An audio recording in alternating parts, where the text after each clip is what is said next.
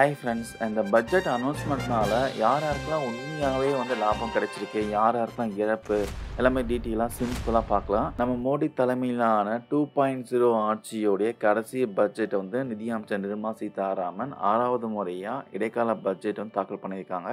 So April May மாதம்லாம் election முடிஞ்ச அப்புறமா புதிய அரசாங்கம் அமைஞ்சாங்கன்னா ஃபுல் பட்ஜெட் தாக்கல் பண்ணுவாங்க ஜூலை மாதத்தில். ஆனால் இப்போ இடைக்கால பட்ஜெட்டில் நம்ம நிதியமைச்சர் நிர்மலா சீதாராமன் அனௌன்ஸ்மெண்ட்டில் இதில் யார் யாரும் நன்மை அடைஞ்சிருக்காங்க, யார் யாரெல்லாம் ஏமாற்றம் அடைஞ்சிருக்காங்க பார்க்கலாம்.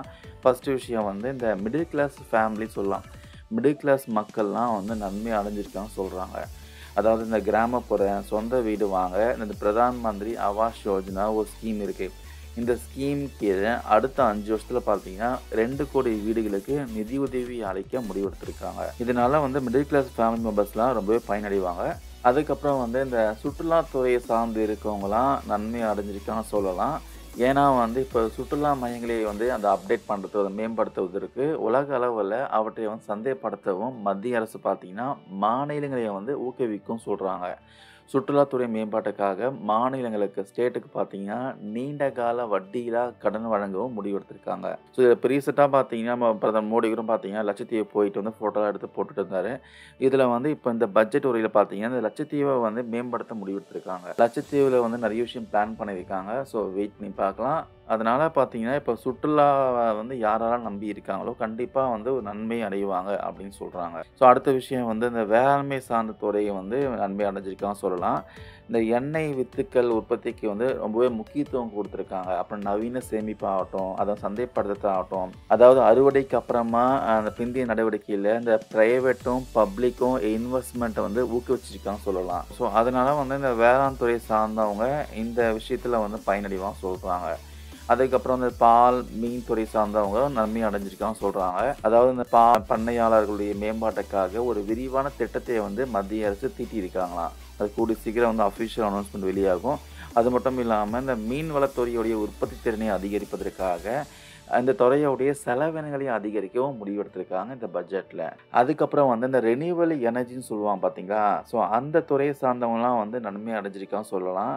அதாவது காற்றாலை மின்சார உற்பத்தியில் பார்த்தீங்கன்னா அந்த இடைவெளியை குறைப்பதற்காக 1 ஜிகாவாட் மின்சாரத்தை உற்பத்தி செய்ய அடிஷ்னலாக பார்த்தீங்கன்னா நிதி ஒதுக்கீடு செஞ்சுருக்காங்க. 2070ஆம் ஆண்டுக்குள்ளே நம்ம இந்தியா பார்த்தீங்கன்னா நெட் ஜீரோ இலக்கை அடைய திட்டமிட்டு இருக்கிறதுனால இந்த ரெனியூவபிள் எனர்ஜி சக்தியை மக்கள் ஏற்றுக்கொள்ள வேண்டும்ட்டு மானியமும் அனௌன்ஸ் பண்ணியிருக்காங்க. சப்சிடி கொடுத்துருக்காங்க. இதில் பார்த்தீங்கன்னா இந்த சோலார் பேனல் யார் யார் வீட்டெலாம் யூஸ் பண்ணுறீங்களோ அவங்களுக்குலாம் இந்த 300 யூனிட் வரையிலான இலவச மின்சாரமாக வழங்க முடிவெடுத்திருக்காங்க. அதிகமாக நீங்கள் சோலார் பேனலை யூஸ் பண்ணி நீங்கள் கரண்ட்டை ப்ரொடியூஸ் பண்ணிங்கன்னா நீங்கள் அதை வெளி மார்க்கெட்டில் சேல் பண்ணியும் அது மூலமாக ரெவன்யூ உங்களுக்கு கிடைக்கும்.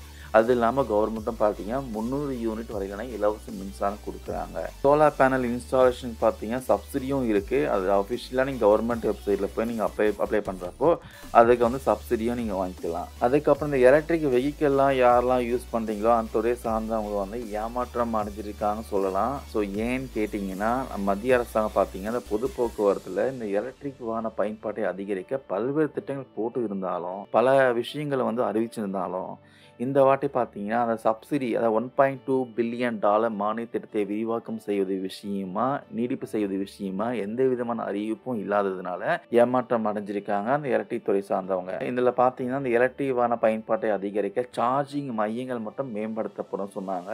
அது மட்டும் போதாது, இந்த எலக்ட்ரிக் வாகனத்தோடைய ப்ரைஸ் கம்மியாகணும்னா கண்டிப்பாக சப்சிடி அதிகமாக அதிகரித்தா மட்டும்தான் முடியும். அது மட்டும் இல்லாமல் இந்த எலக்ட்ரிக் வெஹிக்கிளுக்கு முக்கியமான விஷயமே அந்த பேட்டரி தான். ஸோ அதனுடைய இந்த ப்ரொடக்ஷன் காஸ்ட் ஆகட்டும், அதனுடைய மேனுஃபேக்சரிங் காஸ்ட்டை ரெடியூஸ் பண்ண நல்லாயிருக்கும். இது விஷயமா எந்த அறிவிப்பும் வராதனால இந்த எலக்ட்ரிக் துறையை சார்ந்தவங்களும் ஏமாற்றம் அடைஞ்சிருக்கான்னு சொல்கிறாங்க. அதுக்கப்புறம் இந்த உள்கட்டமைப்பு இன்ஃப்ராஸ்ட்ரக்சரில் சார்ந்து இருக்கவங்களாம் ஏமாற்றம் அடைஞ்சிருக்காங்களாம். ஸோ அதாவது எதுக்காக கேட்டிங்கன்னா இந்த ஆண்டு பார்த்தீங்கன்னா இப்போ அடிஷ்னலாக இந்த 11% மட்டும்தான் நிதி ஒதுக்கீடு செஞ்சுருக்காங்க. அதாவது பார்த்தீங்கன்னா 11.11 lakhs கோடி ரூபாய் மட்டுமே ஒதுக்கீடு செய்யப்பட்டிருக்கான். இன்றைய வர்த்தக சூழ்நிலையில் இந்த 11% உயர்வு போதுமானதாக இருந்தாலும் எதிர்பார்த்த அந்த 30% உயர்வு கிடைக்காதது மிகப்பெரிய ஒரு ஏமாற்றமாக சொல்கிறாங்க. நம்ம சென்ட்ரல் கவர்மெண்ட் கடந்த லாஸ்ட் ஃபியூ இயர்ஸாக பார்த்தீங்கன்னா இந்த இன்ஃப்ராஸ்ட்ரக்சர் மேம்பாட்டுக்காக மூலதன செலவில் பார்த்தீங்கன்னா தொடர்ந்து 30% உயர்வான தொகையை ஒதுக்கீடு செய்து வந்தாங்க. ஆனால் இந்த ஆண்டு மட்டும் வெறும் 11% உயர்வு மட்டும் அனௌன்ஸ் பண்ணது பார்த்தீங்கன்னா, மிகப்பெரிய ஒரு ஏமாற்றம் சொல்றாங்க. அதுக்கப்புறம் வந்து நகை கடைக்காரர்கள்லாம் ஏமாற்றம் அடைஞ்சிருக்காங்களாம். இந்த பட்ஜெட்ல தங்க பார்கள் மீதான இறக்குமதி வரியை குறைக்க வேண்டும்னு எதிர்பார்த்தாங்க. ஆனா, அது நடக்காதனால அது மிகப்பெரிய ஒரு ஏமாற்றமா இருக்கு. அதுக்கப்புறம் இந்த பெட்ரோல், டீசல் விலை குறைப்பு விஷயமா ஏதாச்சும் அனௌன்ஸ்மென்ட் வரும்னு நெறைய பேர் எதிர்பார்த்தாங்க. ஏன்னா, இப்ப ரீசென்ட்டா பார்த்தீங்கன்னா, எண்ணெய் நிறுவனங்கள் வந்து பெட்ரோல், டீசல் விலையை குறைக்க போறதா சொன்னாங்க.